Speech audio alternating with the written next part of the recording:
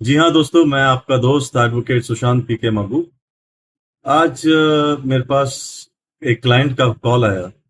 तो उन्होंने मुझे बताया, जो मैं आम देख रहा हूँ आजकल हो रहा है, कि लोग बोल रहे हैं कि सर हमको पहचान वाला था।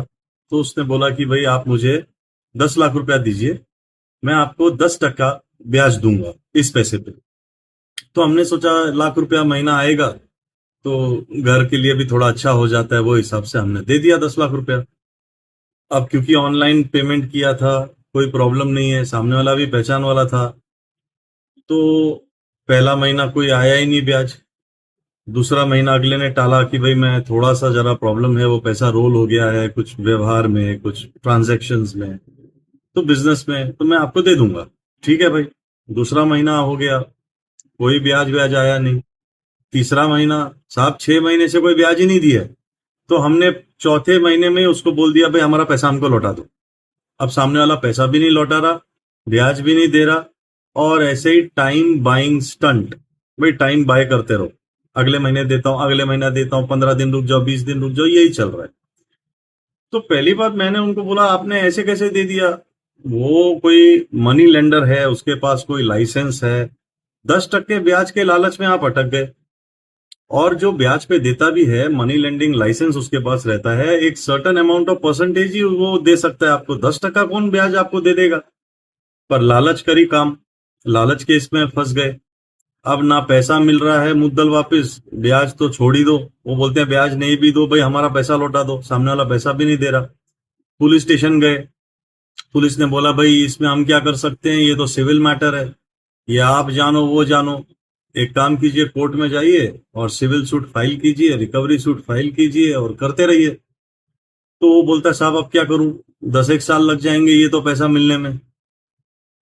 तो ऐसे में आपको एग्रीमेंट वेग्रीमेंट होना चाहिए। आप ऐसा पैसा दे ही कैसे सकते हो। या तो कोई एग्रीमेंट करो सामने वाले के साथ। आपने उसको कोई लोन दिया है, कोई बिजनेस के लिए दिया है, उसने आपको कुछ बोला बिजनेस है या ऐसा है, नहीं तो इसके अंदर ये तोड़ है कि आप उस पे 406 और 420 जो आईपीसी का था, चीटिंग, ये मामला कर सकते हो। कि ये हो सकता है कि आपसे ही नहीं, इसने कई औरों से भी यही सब किया हो। जो हैबिचुअल ऑफेंडर होते हैं ना, वो फिर ऐसे ही काम में लग जाते हैं कि इससे पैसा लिया 10 एक लाख, उससे 5 लाख, इससे 20 लाख। तो आप चीटिंग का कंप्लेन भी फाइल कर सकते हैं। पुलिस अगर एंटरटेन नहीं करती है तो आप डायरेक्टली कोर्ट में 156(3) सीआरपीसी, जो उस समय अभी बीएनएसएस आ गया है, तो वो आप प्राइवेट कंप्लेन भी कोर्ट में फाइल कर सकते हो, और साथ ही साथ सिविल कंप्लेन भी कर सकते हो।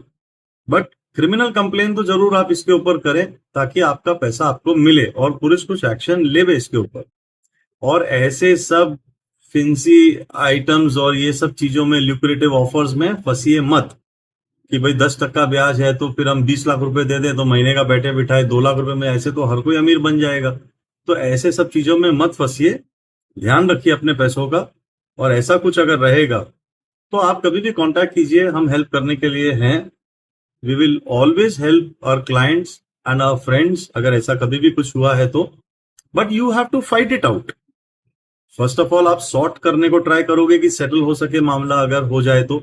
नहीं हो रहा है, आपको पक्का हो गया है कि अब सामने वाला नहीं देने वाला है, तो देन तो फिर लीगल शस्त्र उठाना पड़ेगा। और जहां लीगल शस्त्र उठाना की जरूरत है तो उठाएंगे। And we will see to it कि हमारा पैसा हमको, जो ब्याज बनेगा, जो भी कायदेशीर ब्याज बनता है उसके साथ हमें वापस मिले, क्योंकि अब जो है सो है।